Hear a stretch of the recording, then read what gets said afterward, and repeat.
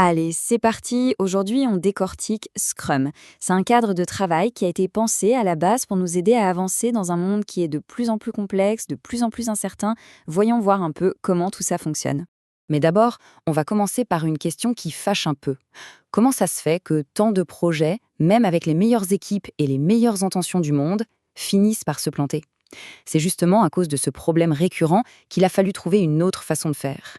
Pour bien comprendre la solution qu'apporte Scrum, il faut d'abord jeter un œil à l'ancienne méthode. On va donc se pencher sur ce modèle de projet qu'on appelle en cascade et voir pourquoi, bien souvent, il ne fonctionne plus.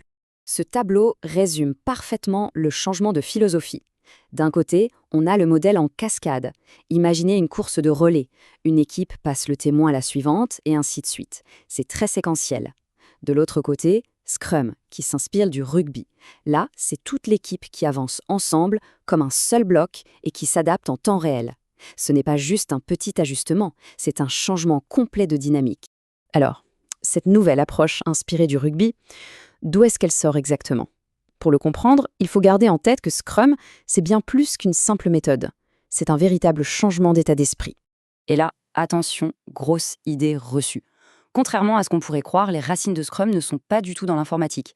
Ça remonte aux années 80, à l'observation d'équipes hyper performantes dans l'industrie japonaise. C'est seulement des années plus tard que Jeff Sutherland et Ken Schwaber ont formalisé ces principes pour le monde du logiciel.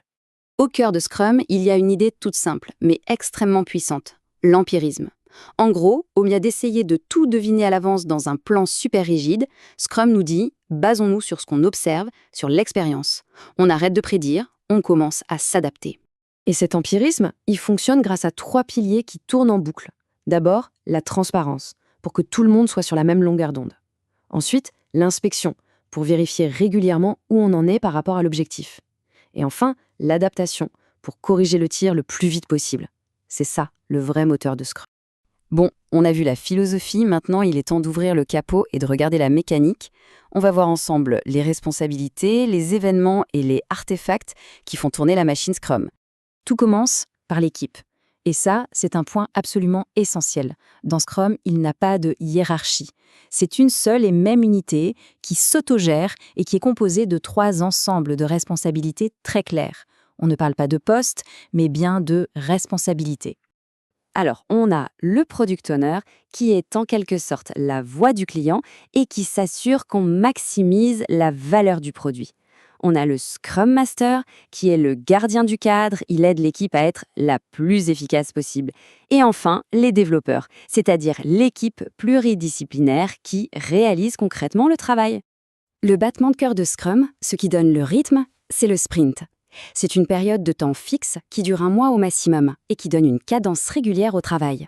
C'est la pulsation du projet. Et à l'intérieur de chaque sprint, on trouve toujours 4 événements. La planification, pour décider ce qu'on va faire, la mêlée quotidienne, pour se synchroniser tous les jours, la revue, pour montrer ce qui était fait et avoir des retours, et pour finir, la rétrospective, pour que l'équipe s'améliore continuellement. C'est une boucle d'apprentissage permanente. Pour que tout soit transparent, Scrum utilise 3 outils qu'on appelle des artefacts. Le premier, c'est le Product Backlog, la grande liste de tout ce qu'il y a à faire avec en ligne de mire un objectif de produit. Le deuxième, c'est le Sprint Backlog, ce que l'équipe s'engage à faire pendant le sprint, guidé par un objectif de sprint. Et enfin, l'incrément, qui est la version utilisable du produit créée à la fin du sprint et dont la qualité est garantie par la définition de fini, un accord commun sur ce que terminé veut dire. On pourrait croire que tout ça, c'est un truc réservé au monde du logiciel. Eh bien, pas du tout. Les principes de Scrum sont en fait étonnamment universels. Et ça, c'est la preuve de sa polyvalence. Dans l'éducation, les étudiants deviennent acteurs de leur propre apprentissage. En marketing, les équipes peuvent se concentrer sur des campagnes cohérentes. Et même dans la construction, un secteur pourtant très traditionnel, cette boucle d'inspection et d'adaptation permet d'éviter des erreurs qui coûtent une fortune et qu'on n'aurait vu que bien trop tard. L'exemple d'Abinbev le montre bien. Mais attention, Scrum, ce n'est pas une formule magique. Pour être tout à fait honnête, il faut aussi parler des moments où ça dérape et des raisons pour lesquelles parfois ça ne marche pas. Il existe une métaphore terrible, mais très juste pour ça. Le zombie Scrum. C'est quand les équipes font tous les rituels, les réunions, les rôles, tout y est, mais sans jamais comprendre le but. Elles font semblant d'être agiles, mais le cœur n'y est pas. Et le cœur, c'est de livrer de la valeur concrète, quelque chose qui fonctionne. Et il faut faire la différence entre le zombie Scrum, qui est juste inefficace, et le Dark Scrum, qui lui est carrément toxique. Là, c'est quand le management détourne le cadre pour micromanager, pour mettre la pression et transforme un outil d'autonomie en une machine de flicage. Et enfin, il y a un point qu'on ne peut pas ignorer, le coût humain. Quand il est mal mis en place, le rythme des sprints peut devenir un tapis roulant infernal qui mène au stress, à la fatigue et même au burn-out. Alors, pour conclure, après tout ça, c'est quoi le véritable objectif de Scrum? S'il n'y avait qu'une seule chose à retenir, ce serait celle-ci. Scrum, ce n'est pas une méthodologie avec des instructions rigides. C'est un cadre, et il est volontairement léger. Il donne une structure, pas une recette, pour aider les équipes à s'orienter quand tout est imprévisible.